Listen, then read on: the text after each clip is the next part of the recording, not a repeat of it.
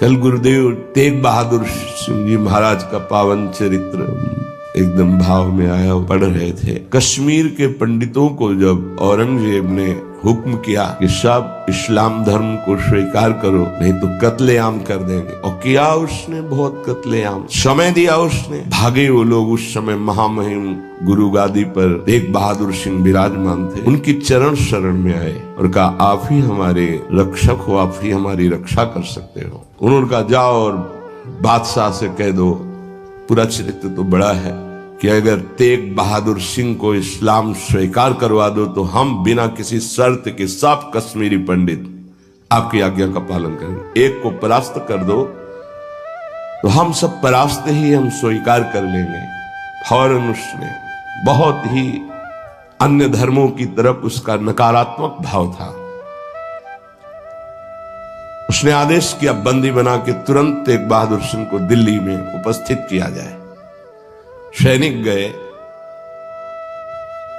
बल विक्रम गुरु गादी में प्रथम से चला आ रहा है, उनके पार्षद और उनकी सेना तेग बहादुर सिंह की स्पर्श नहीं करोगे। गुरु तेग बहादुर सिंह के सामने शर्त रखी कि बादशाह के सामने तुम चलते हो या तुम्हें बंदी बना के ले चले। उनका तुम चलो, हम सत्य पर चलने वाले हैं, हम स्वयं चल के आ जाएंगे, तुम्हें बंदी बनाने की जरूरत नहीं। बहुत ही नाम कीर्तन होते हुए, भगवत भक्ति का प्रचार करते हुए, खूब झूमते हुए पहुंचे। बादशाह ने तत्काल उनको काबू में किया। देखा कि वो तो अपने वैभव के साथ बंदी बना लिया और कहा हमारे धर्म को स्वीकार करो। तो उनका दुनिया में यदि एक ही धर्म चलाना होता तो भगवान ने अन्य धर्मों की स्थापना क्यों की? इसका मतलब है अपनी अपनी जगह अपने धर्म का पालन करना परम कर्तव्य है। तो तुम अपने धर्म में मुझे कैसे बदल सकते हो? तुम्हारी सामर्थ्य नहीं है। बड़ी कष्टप्रद परिस्थिति प्रकट की उसने, बहुत ही क्रूर कर्मी। एक नहीं, बहुत महापुरुषों को, बहुत महापुरुषों को बहुत प्रकार से दंड दिया है इसने। एक लोहे के पिंजड़े में गुरु तेग बहादुर सिंह को बंद कर दिया। सैनिकों को, उसके पास अपार सैन्य बल था, तत्काल बंदी बना लिया गया। बहुत दिन तक उनको प्रताड़ित किया गया लोहे के पिंजड़े में, बहुत तरह से। हर बार वो उनसे जब पूछते, अगर आप स्वीकार करें तो जो पद कहे, मैं अपने राज्य का बादशाह था मैं दे सकता हूं, अगर नहीं स्वीकार करते तो परिणाम तुम्हें भयंकर भोगना होगा। उन्होंने हंसते हुए कहा कि प्रभु ने जिस धर्म में मुझे स्थापित किया है, तेरी सामर्थ्य क्या है? कड़वे ही शब्दों से, तेरी सामर्थ्य क्या है कि मुझे परास्त कर सके? और उस समय उन्होंने पद गाया, भाई मैं धनु पाइयो हरि नाम, मन मेरो धावन ते छूटियो, करी बैठो विश्राम। भाई मैं धनु पाइयो हरि नाम, माया ममता तन ते भागी, उपज्यो निर्मल ज्ञान। लोभ मोह यही परसि न साके, गही भगति भगवान। भाई मैं धनु पाइयो हरि नाम। देखो, भीषण प्रताड़ना, कष्ट, मृत्यु भय उपस्थित, और वो गा रहे कि भाई मैंने हरिनाम रूपी परम धन पाया है, मन मेरो धावन्ते छूटियो। अब मेरा मन कहीं भाग कर नहीं जाता, दौड़ भाग खत्म हो चुकी है। करी बैठो विश्राम, अब तो नाम में विश्राम पा गया है। इस तन को पीड़ा पहुंचाई जा सकती, पर मेरा अब इस तन से कोई संबंध नहीं है, क्योंकि माया भाग गई है नाम के प्रभाव से। तन से कोई ममता नहीं रह गई। उपजियो निर्मल ज्ञान, इसी नाम के प्रभाव से निर्मल ज्ञान का प्रादुर्भाव हुआ है। लोभ मोह यही परसी न साके, गही भगति भगवान। कोई भी तुम प्रलोभन दो, हम मेरे मन को नहीं लुभायमान कर सकता, और कोई भी भय दो तो अब मेरे शरीर का मोह नहीं, क्योंकि मेरे हृदय में भगवान की भक्ति जागृत हो गई है। जन्म जन्म का संसार चूका, रतन नाम जब पाइया। तृष्णा सकल विनाशी मनते, निज सुख माहि समाइया। जन्म जन्म हो गए भटकते हुए, अब कोई संशय नहीं रहा। मुझे नाम रूपी रतन मिल गया, सब संशय खत्म हो चुके हैं। जीने की भी तृष्णा खत्म हो चुकी है, सकल वासना नष्ट हो चुकी है। मेरा मन निज सुख में समा गया है।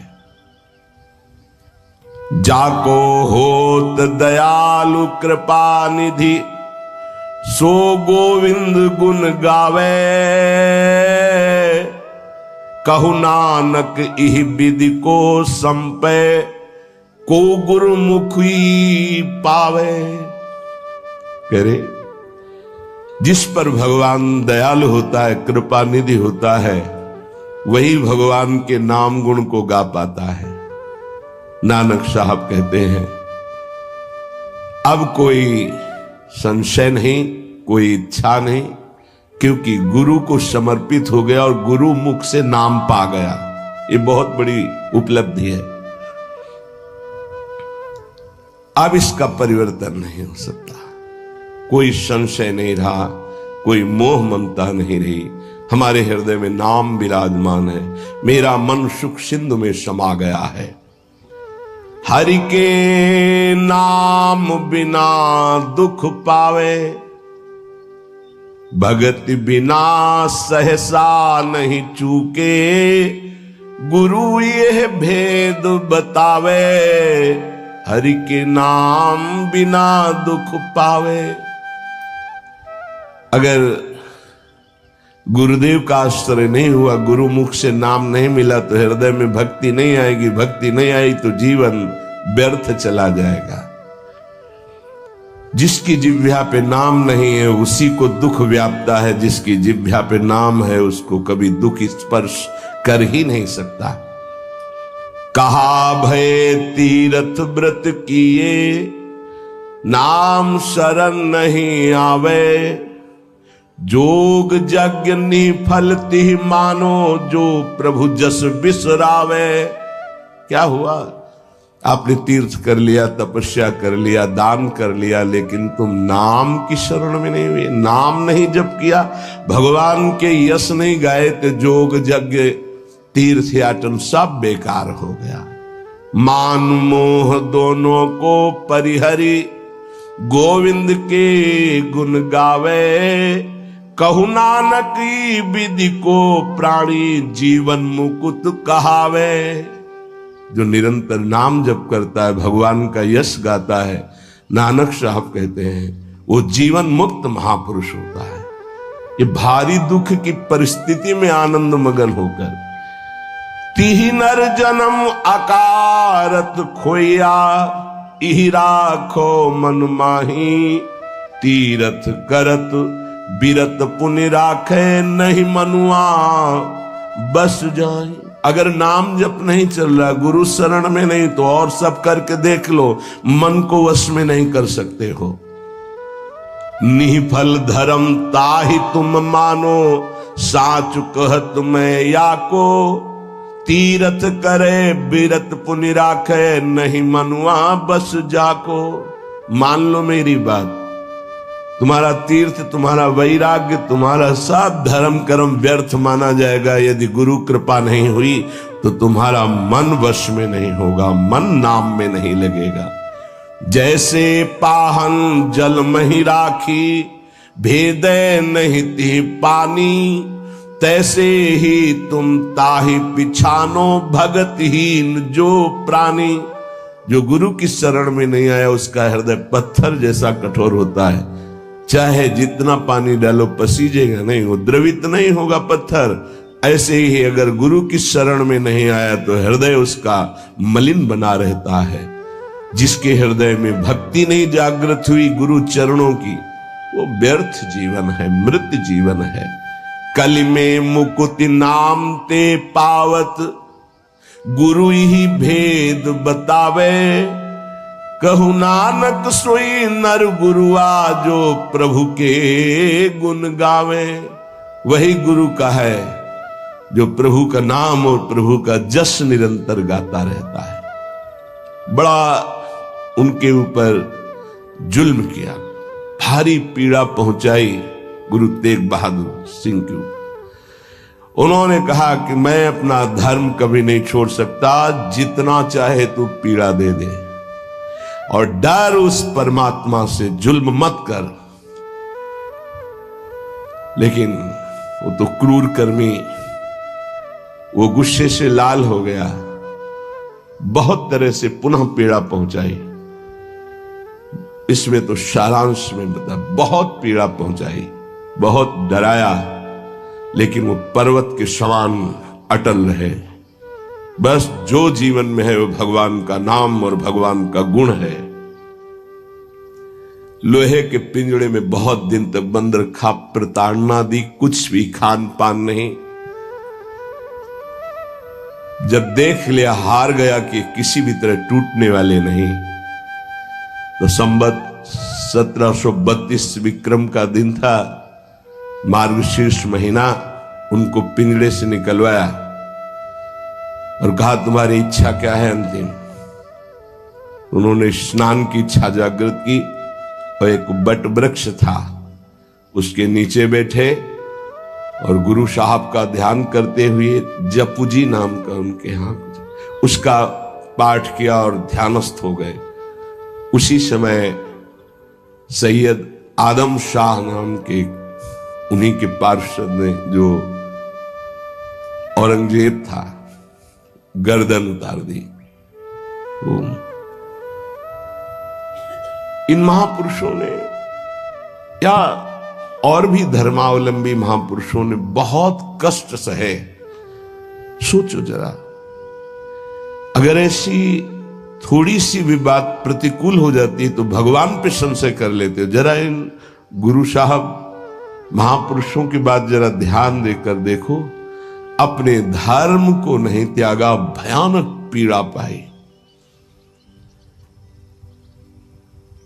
ऐसे चमड़ी सहित बाल नोचवा लिए गए, तप्त कड़ाहे पे बैठाल कर ऊपर से चलती हुई तप्त बालू डाली गई, कीले ठोक दी गई, घाव के घाव अंगों में कर दिए गए। कभी आह नहीं, अपने धर्म से नहीं टूटे। बीच से आला चौराहे पर खड़े होकर के चलवा दिया गया, आला चलवा दिया, आराम आराम से, थोड़ा थोड़ा ऐसे रोक रोक करके, लेकिन शब्द है राम राम राम। जिस मार्ग में निकला गया है भगवत मार्ग, बहुत ही निष्ठापूर्वक इसका निर्वाह किया जाता है अपने धर्म का। उपासक इन महापुरुषों से, गुरुजनों से आगे चलने वाले जो महतजन है, उनसे ही निष्ठा प्राप्त करता है। निष्ठा का स्वरूप क्या है?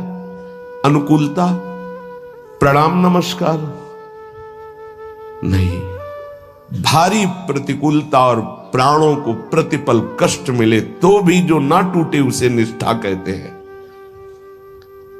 बड़े बड़े महापुरुषों ने इस भागवतिक धर्म, महान धर्म को स्वीकार करके हर कष्ट सहा है।